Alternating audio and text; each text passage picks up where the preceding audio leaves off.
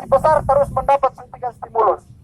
Sikap pemerintah dan DPR yang ngotot untuk meloloskan belit kontroversial tersebut semakin membuktikan bahwa pemerintah dan DPR hari ini menghambat kaum modal dan tidak peka terhadap pemerintahan kaum buruh, petani, nelayan, masyarakat adat, dan rakyat kecil lainnya.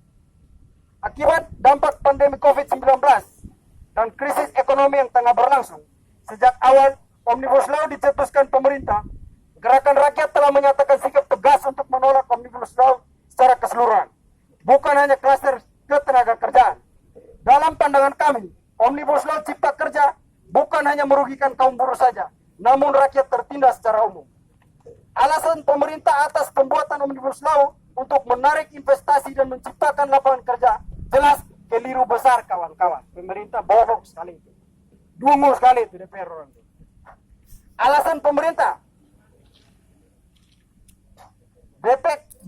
BPKPM sendiri mencatat sejak 2013 hingga 2019 investasi yang masuk ke Indonesia terus naik, tapi berkorelasi negatif dengan penyerapan tenaga kerjanya. Sebagai gambaran, bila pada 2016 USD 28,96 miliar investasi asing menyerap 951.939 tenaga kerja, tapi pada triwulan 2019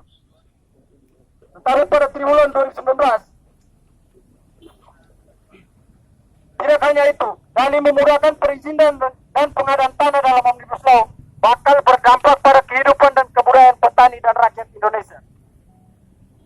Yang dapat diambil atau kembali konsep domain clearing, pemerintah kolonial melalui hak pengelolaan HPN yang bisa memberikan izin HGU secara langsung 90 tahun kepada korporasi-korporasi perkebunan.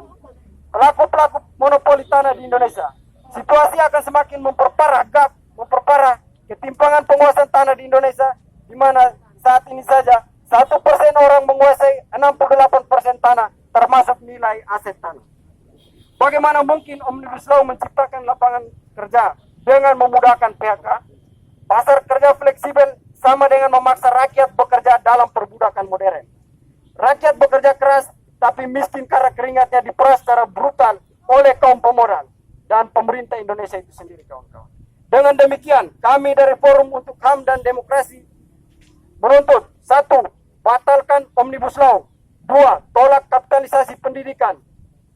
3. Hentikan perampasan tanah rakyat dan jalankan reforma agraria sejati. 4. Tolak Otsus Jilid 2 dan tarik TNI Polri dari bangsa West Papua. Tolak Pilkada Borjuis. Sahkan RUU PKS dan RUU PRT. Hentikan PHK di masa pandemi COVID. Stop kriminalisasi aktivis pembungkaman demokrasi rakyat.